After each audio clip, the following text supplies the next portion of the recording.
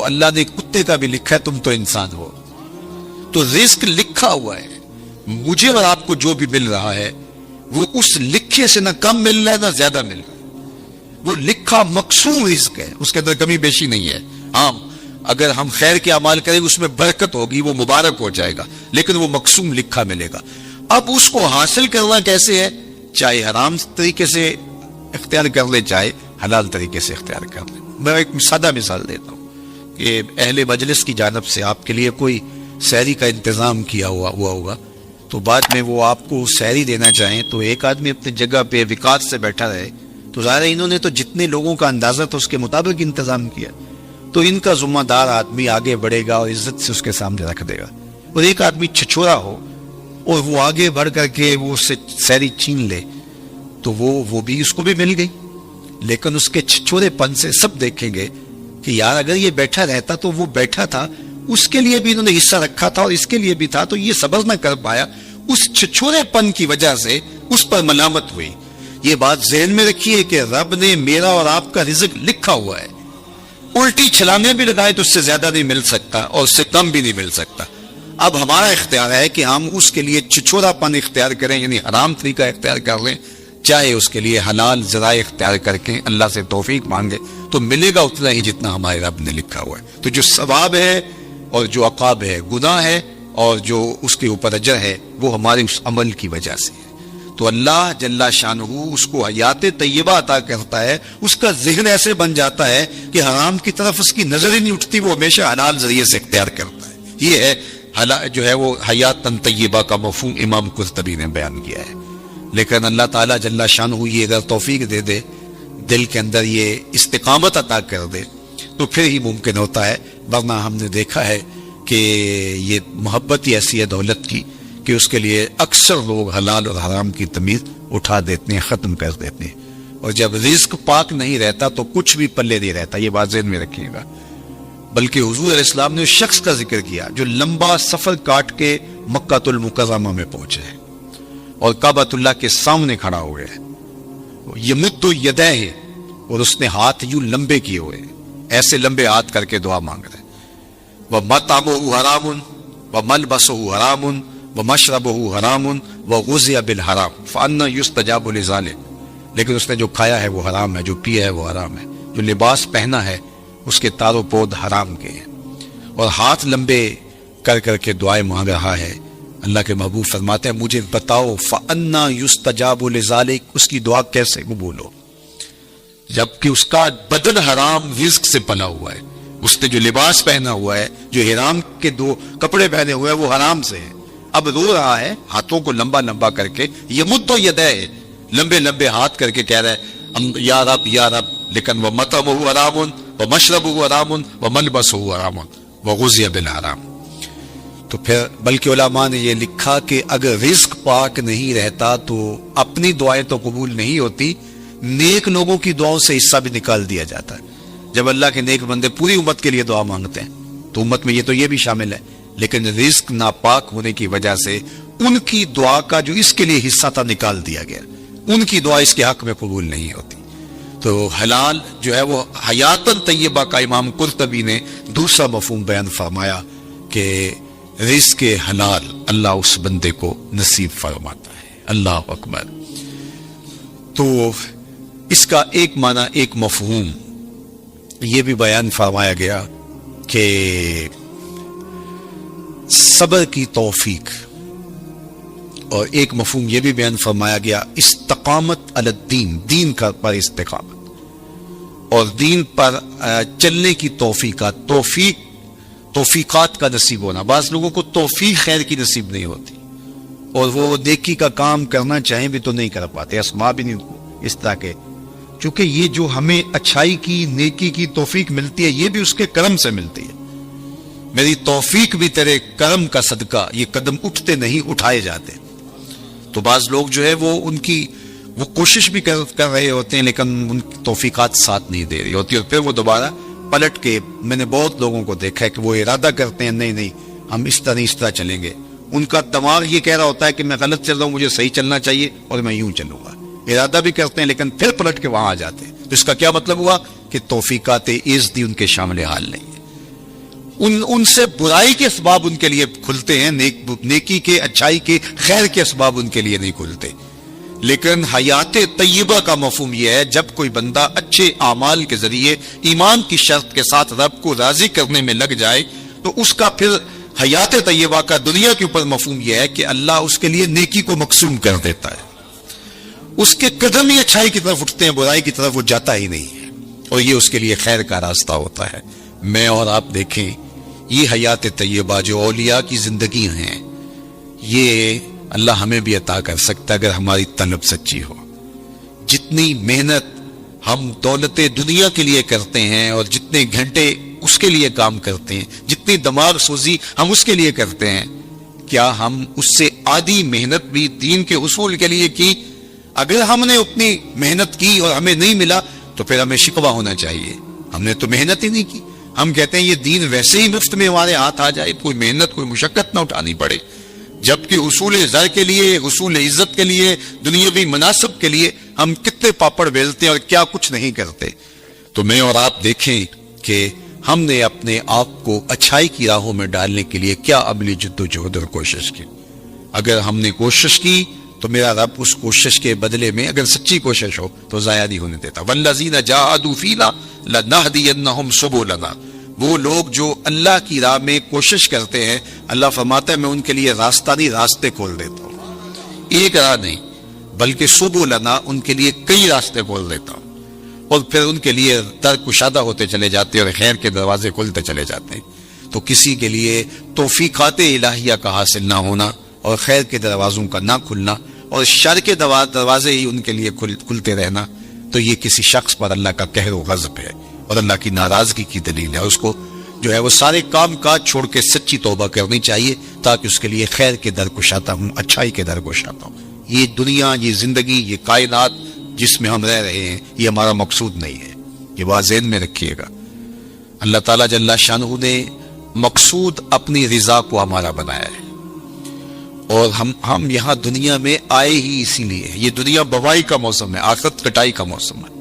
بوائی کے موسم میں جو کسان مٹی سے مٹی ہو جاتا ہے، کٹائی کے موسم میں فصل وہی اٹھاتا ہے، اور بوائی کے موسم میں جس نے جو ہے وہ ہل چلایا نہیں اور بیج ڈالا نہیں، سہاگا دیا نہیں، جڑی بوٹیاں تلف نہیں کی اور پانی نہیں ڈالا، تو کٹائی کے موسم میں وہ فصل نہیں اٹھا سکے گا۔ دنیا کو آخرت کی کھیتی کہا گیا۔ خوش نصیب اس دنیا کو آخرت کے لیے گزارتے ہیں۔ دنیا تو گزر ہی جانی ہے، یہ روزے کا مہینہ ہے، تو جو روزہ نہیں رکھتا دن تو اس کا بھی گزر جاتا ہے، اور جو روزہ رکھ کے گزارتا دن اس کا بھی گزر جاتا ہے۔ حضرت داتا گنج بخش علی اجویری علیہ الرحمہ کے شیخ ابو الفضل الختلی فرماتے ہیں دنیا یومن ولنا فیہا صومن، دنیا ایک دن ہے، ہم روزہ رکھ کے گزار رہے ہیں، گزر تو ہماری بھی جائے گی، اور جس نے عیش و عشرت میں گزاری گزر تو اس کی بھی جائے گی، لیکن آخرت کے مقابلے میں یہ دنیا ہے کتنی؟ اللہ اکبر، یہ ساری زندگی کتنی ہے؟ 60 سال 70 سال، یہی ٹوٹل زندگی ہے نا، آج تو یہی زندگی ہے، چلو 100 سال لگا لیجئے گا۔ اور آخرت کا ایک دن مقدار 50,000 سنہ، قرآن نے کہا کہ آخرت کے ایک دن 50,000 سال کے برابر ہوگا۔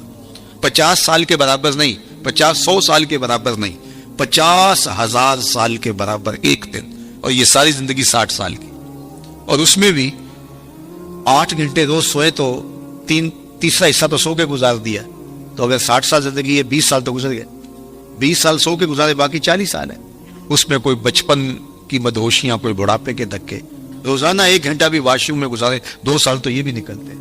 میرے ایک دوست نے مجھے حساب نکال کے دیا کہ 17 سال بچتے ہیں اگر 60 سال زندگی، چلو 25 سال لگا لیں، 30 سال لگا لیں۔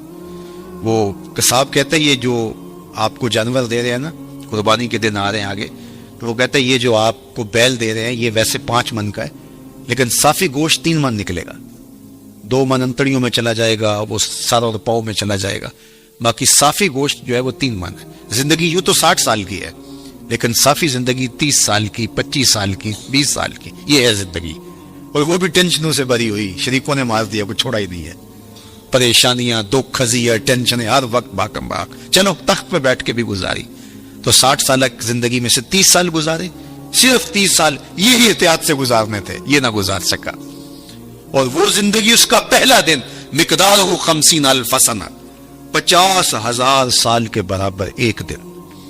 ذرا حساب لگائے نا اس، اور وہ صرف ایک دن. اس کے بعد مینڈے کی شکل میں موت کو لا کے ذبح کر دیا جائے گا. موت آ گئی، موت کو بھی موت آ گئی، قصہ تمام.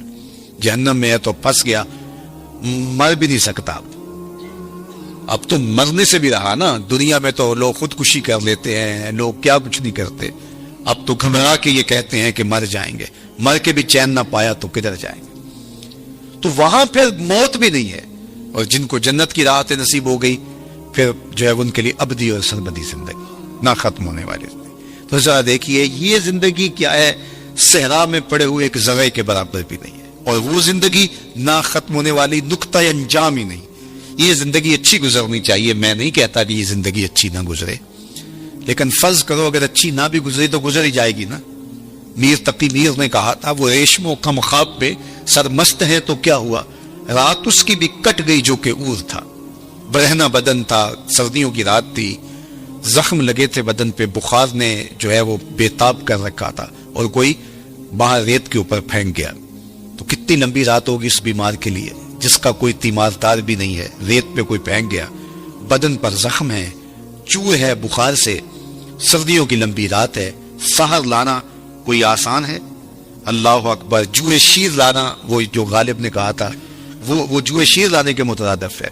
لیکن آخر کٹ ہی گئی نا. جتنی بھی لمبی رات ہے نقطہ انجام تو ہوگا نا.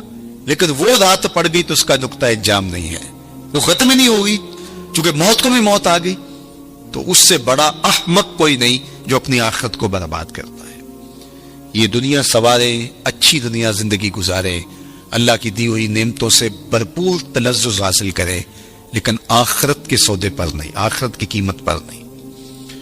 تو اللہ جل شانہ حیات طیبہ اپنے بندوں کو دیتا ہے کہ وہ اس زندگی کو آخرت کے لیے گزارتے ہیں. جہاں جتنا رہنا ہو وہاں اس حساب سے انتظام کیا جاتا ہے. میں ایک دفعہ اٹلی سے گزر رہا تھا تو مجھے وہاں کچھ نوجوان منڈی بہت دن کے کہنے لگے کہ آپ ہمارے ساتھ اگر چائے پی لیں. تو میں نے کہا چلتے ہیں.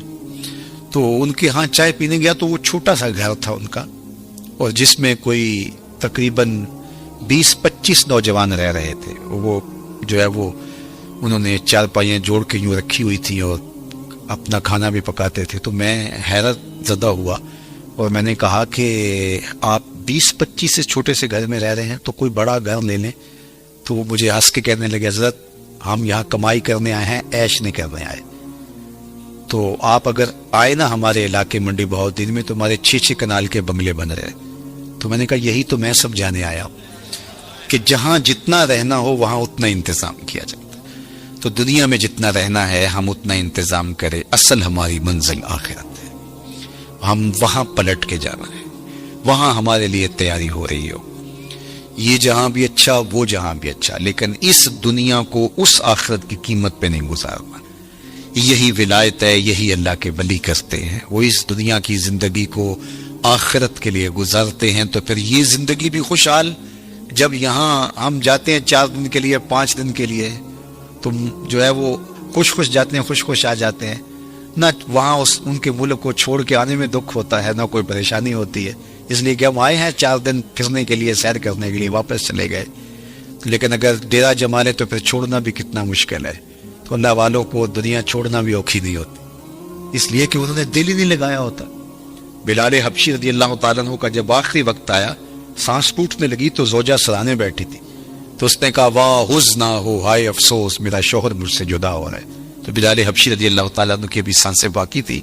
تو آپ نے پلٹ کے اپنی بیوی کو دیکھا، کہا یہ کیا کہہ رہی ہے، واہ حزن ہو، ہائے افسوس. کہا ہاں آپ جا رہے ہیں. تو کہا نہیں یوں نہ کہو، بلکہ کہو واہ ترابا ہو غدن القا محمدم و اصحابہ ہو.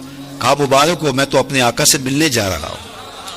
پھر موت جو ہے وہ تحفۃ المومن بن جاتی ہے. حضرت ابراہیم علیہ السلام کے پاس جب جبریل امین اسرائیل علیہ السلام آئے نا روح قبض کرنے کے لیے، تو کہا کدھر آئے ہو؟ کہا قبض روح کے لیے آیا. کہا واہ کمال ہے، میرا رب مجھے اپنا خلیل بھی کہتا ہے. خلیل عربی میں کہتے ہیں گوڑے دوست، وہ کہ جگری یار جس کا ہوتا. تو وہاں تو یہ لفظ نہیں بولے جائیں گے. خلیل کہتے ہیں گہرے یار کو، گوڑے یار کو. تو اللہ نے حضرت ابراہیم کو اپنا خلیل بنایا. حضور فرماتے ہیں اگر اللہ کے علاوہ میں کسی کو خلیل بناتا تو ابو بکر کو بناتا. میرا خلیل صرف اللہ ہے. تو اللہ نے اپنا خلیل بنایا حضرت ابراہیم علیہ السلام کو. تو جب سندیسہ موت کا بھیجا اسرائیل کے ہاتھوں تو کہا کہ وہ مجھے اپنا خلیل بھی کہتا ہے اور ساتھ آپ کو بھی بھیج دیا. بھلا کوئی یار بھی یار کی موت چاہتا ہے؟ کیسا بھی کبھی ہوا ہے کوئی یار یار کی موت چاہے؟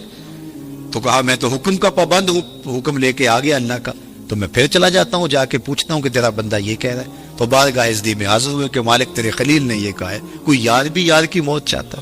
کہا پھر جا اور میرے خلیل کو میرا سلام دے اور کہہ کہ کبھی ایسا بھی ہوا یار بلائے کوئی ملنے بھی نہ آئے. تو کہا کہ پھر دیر نہ کر, روح قبض کر لے. پھر روح بے تاب ہو گئی, جلدی کر. تو پھر دنیا پہ رہنا بھی کمال ہے, دنیا سے جانا بھی کمال ہے. فَلَنُحْيِيَنَّهُ حَيَاتًا طَيِّبَةً, پھر ستھری زندگی. ورنہ اس زندگی کے ہاتھوں لوگ تنگ ہوتے ہیں. وہ ساجد صدیقی نے کہا تھا کہ زندگی کاٹی ہے جبر مسلسل کی طرح, جانے کس جرم کی پائی ہے سزا یاد نہیں. تو پھر کہے گے زندگی تو جبر مسلسل ہے. زندگی ہے یا کوئی طوفان ہے, ہم تو اس جینے کے ہاتھوں مر چلے.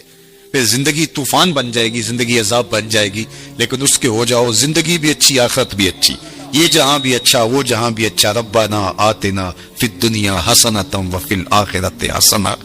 تو اللہ کا ولی اس جہاں میں بھی خوش ہوتا ہے, اس جہاں میں بھی خوش ہوتا ہے. حیات طیبہ اس کو عطا کر دی جاتی ہے. اللہ صاحب مزار کے درجات کو بلند فرمائے. چاہت فرمایا من عمل صالحا من ذکر او انثی وهو مؤمن فلنحیینہ حیاتا طیبہ. جو کوئی اچھے عمل کرے, چاہے مرد ہو چاہے وہ عورت ہو, شرط ہے کہ وہ ہو مومن. فَلَنُحْيِيَنَّهُ حَيَاتًا طَيِّبَةً, ہم اسے ستھری اور پاکیزہ زندگی عطا کر دیتے ہیں. حیات طیبہ, پاکیزہ زندگی ان افراد کا, ان لوگوں کا مقصود ہے جو اپنی زندگی اللہ اور اس کے رسول کے لیے وقف کر دیتے ہیں. نحیینہ کے اندر بھی مادہ حیات موجود تھا, لیکن حیاتاً طیبہ الگ تاکید لفظی کے ساتھ اس مضمون کو مؤکد کیا گیا ہے کہ کوئی ابہام میں نہ رہے کہ جو میرے ہو جائیں پھر میں ان کو مرنے نہیں دیتا. ان کو ابدی اور سرمدی فیضان نصیب کیا جاتا ہے اور زمانے مٹ جاتے ہیں, زمانے پہ آنے والے لوگوں کے نشان باقی نہیں رہتے, لیکن ان کے نشانات میں مسک نہیں ہونے دیتا. مٹ گیا مشتاق دل سے رنگے یاد رفتگاں, پھول مہنگے ہو گئے قبریں پرانی ہو گئی. کتنے لوگ آئے اور چلے گئے, زمانہ آج ان کا نام پہ نہیں جانتا, لیکن جنہوں نے اپنے دل کو اپنے مالک کے لیے وقف کر دیا, میرے رب کا وعدہ ہے ان کے نشان نہیں مٹنے دو. آپ لاہور جاتے ہیں تو راوی کے اس پار جہانگیر کا مقبرہ ہے, بر ہند کا مطلق العنان حکمران, جس کے نقارے بجتے تھے اور پورا ہندوستان اس کے زیر نگیں تھا. موجودہ پاکستان, مشرقی پاکستان اور پورا انڈیا, برما, یہ سارے علاقے زیر نگین تھے, نقارے بجتے تھے. لیکن آج اگر آپ وہاں جائیں تو قبر پہ حسرتیں برستی دکھائی دیں گے. دن کو جائیں یا رات کو, وہاں آپ کو روشنیوں کا اہتمام دکھائی نہیں دے گا. اب پارک بن گیا ہے, اس کے دم سے کچھ لوگوں کا آنا جانا زیادہ ہو گیا, لیکن خالص مزار کے احاطے میں آپ کو قرآن پڑھنے والے لوگ موجود نہیں ملیں گے. تاش کھیلنے والی ٹولیاں بیٹھی نظر آئیں گی. وہاں جانوروں کی پینٹیں تو دکھائی دیں گی, تمہیں تازہ گلاب نظر نہیں آئیں گے, بلکہ بالکل اس کے ساتھ اس کی محبوب بیوی ملکہ نور جہاں کا مقبرہ ہے. یہ وہ خاتون تھی جب بادشاہ تخت پہ بیٹھتا تو یہ بادشاہ کے پیچھے بیٹھتی, درمیان میں پردہ لٹک رہا ہوتا. بادشاہ کا کوئی فیصلہ اسے پسند نہ ہوتا تو پیچھے سے کمر ٹھونکتی, تو بادشاہ اپنے فیصلے تبدیل کر لیتا. جس کے اشارہ ابرو پر ہندوستان کی تقدیر کے فیصلے بدلتے تھے، آج اس خاتون کا مقبرہ بھی اس کے ساتھ اندھیرے میں پڑا دکھائی دیتا ہے۔ زیب النساء کا اپنا شعر ہے جو اس کی لوہے مزار پہ لکھا ہے: بر مزار ما غریباں نہ چراغے نہ گلے، نہ پرے پروانہ سوزت نہ صدائے بلبلے۔ ہم غریبوں کی قبر پہ نہ کوئی چراغ جلانے آئے گا، نہ کوئی پھول ڈالنے آئے گا، نہ کسی بلبل نے گیت گانے ہیں اور نہ کسی پروانے نے پر جلانے۔ وہ جو مطلق العنان تھے، جن کا طوطی بولتا تھا، جن کے نقارے بجتے تھے، چلتے تھے تو ہٹو بچوں کی صدائیں ہوتی تھی، آج غریب بنے ہوئے۔ بر مزار ما غریباں نہ چراغے نہ گلے۔ میں راوی کے اس پار کی کہانی آپ کو سنا رہا ہوں، اب راوی کا پل پار کر جائیں۔ ایک لوہے مزار ادھر بھی ہے، یہاں تو ہے بر مزار ما غریباں نہ چراغے نہ گلے، اور وہاں لکھا ہے گنج بخش فیض عالم مظہر نور خدا، ناکساں را پیر کامل کاملاں را رہنما۔ یہاں تو دن کے اجالوں میں بھی آپ کو لوگ دکھائی نہیں دیتے، لیکن وہاں رات کے اندھیرے میں چلے جائیں یا دن کے اجالے میں چلے جائیں، چھٹی کے دن چلے جائیں یا ورکنگ ڈے میں چلے جائیں، عید کے دن چلے جائیں یا جس دن شہر میں کرفیو نافذ ہو چکا ہو اس دن چلے جائیں، وہاں ہجوم عاشقاں دکھائی دے۔ حتیٰ کہ حد ہو گئی کہ جب بدطینت لوگوں نے اپنی کارروائیوں کا رخ مزارات کی طرف کیا تو داتا گنج بخش علی حجویری علیہ رحمہ کے مزار پر بھی بم دھماکہ ہوا اور ساری رات لاشیں اٹھائی جاتی رہی، لیکن جب صبح کا وقت آیا تو ساری مسجد نمازیوں سے بھری ہوئی تھی۔ یہ میرے رب کا عہد ہے، میرے رب کا وعدہ ہے، فَلَنُحْيِيَنَّهُ حَيَاتًا طَيِّبَةً، ہم انہیں ستھری اور پاکیزہ زندگی دیتے۔ ایک تو ڈارون کا نظریہ ارتقاء ہے جو اس نے کہا، اور مغرب نے اس کو ہاتھوں ہاتھ لیا، کہ انسان بندروں کی مہذب شکل ہے۔ وہ کہتا ہے کہ یہ تہذیب پاتے گئے وقت کے ساتھ ساتھ اور آج موجودہ شکل میں ہے۔ یہ ہے اس کا نظریہ ارتقاء، کہ وقت کے ساتھ ساتھ جانور ترقی پاتے پاتے انسان کے روپ میں آ گئے، اور آج وہ بولتے بھی ہیں، محافظ ضمیر کو بھی نوک زباں پہ لے آتے ہیں، ایجادات بھی کر رہے ہیں، لیکن ان کی جو ابتدا ہے صدیوں قبل، وہ کہتا ہے کہ یہ بندروں کی مہذب شکل ہے اور باقی جانوروں کی مہذب شکل ہے، اور اس پر وہ دلائل دیتا ہے۔ اور ایک زمانے میں تو اس کے ارتقائی نظریے کو بڑی پذیرائی بخشی گئی، ہاتھوں ہاتھ لیا گیا، لیکن قرآن نے انسان کے عالی مرتبت آغاز کا ذکر کیا ہے کہ ابھی اس کا خمیر گویا جا رہا تھا، فرشتوں کی پیشانی کو سجدے کے لیے تیار کیا جا رہا تھا، اس کا آغاز ہی خوبصورت ہے۔ ہم نے اس کو اپنی نیابت کا تاج دیا ہے، وَلَقَدْ كَرَّمْنَا بَنِي آدَمَ لَقَدْ خَلَقْنَا الْإِنسَانَ فِي أَحْسَنِ تَقْوِيمٍ، اس کو احسن تقویم میں پیدا کیا ہے۔ خیر، ایک تو ڈارون کا نظریہ ہے ارتقاء کا، لیکن ایک اقبال نے بھی نظریہ ارتقاء پیش کیا۔ وہ ڈارون کے نظریے سے ہٹ کے والدہ مرحومہ جب انتقال کر گئی علامہ اقبال علیہ رحمہ کی، تو انہوں نے ایک طویل مرثیہ ان کی یاد میں لکھا جو آج بھی کلیات میں موجود ہے۔ اس کا عنوان ہے والدہ مرحومہ کی یاد میں۔ اس وقت وہ بیرون ملک تھے اور والدہ کی وفات کی خبر سنی تو بہت دکھی ہوئے، تو یہ طویل نظم ہے جو اقبال نے رقم کی۔ اقبال کی جو طویل چند نظمیں، ان میں سے ایک والدہ مرحومہ کی یاد میں، اس میں انہوں نے ماں کا ذکر کیا اور پھر کتنے دل گرفتہ انداز میں کہا، آہ وطن میں ہوگا اب کس کو میرا انتظار، آہ وطن میں ہوگا اب کس کو میرا انتظار، کون میرا خط نہ آنے سے رہے گا بے قرار، آرزو لے کر تیری خاک مرقد پہ آؤں گا، اب دعائے نیم شب میں کس کو میں یاد آؤں گا، کون پچھلے پہر اٹھ کے دعا کرے گا۔ ہر ایک سے کہنا پڑتا نا میرے لیے دعا کریں، استاد سے بھی، مرشد سے بھی، دوست سے بھی، حاجی معتمر جا رہے ہیں تو ان سے بھی کہنا پڑتا ہے جناب جا رہے ہو وہاں دعاؤں میں یاد رکھنا، لیکن کبھی ماں کو بھی کہنا پڑا ہے کہ اپنی دعاؤں میں یاد رکھنا. اور ماں کے جب ہاتھ اٹھ جائے تو اللہ خالی نہیں موڑتا. اور یہ لازمی نہیں ہے کہ ماں رابعہ بصریہ ہو تو پھر ہی دعا قبول ہوتی ہے. اپلے تھاپتی ہوئی ماں گوبر سے بھرے ہوئے ہاتھ بھی اٹھا دے اللہ انہیں بھی خالی نہیں موڑتا. ماں جب بولتی ہے تو اس کے لہجے میں جبریل بولتا ہے. ماں جب مسکراتی ہے تو لگتا ہے جنت کی ساری کلیاں کھل اٹھی.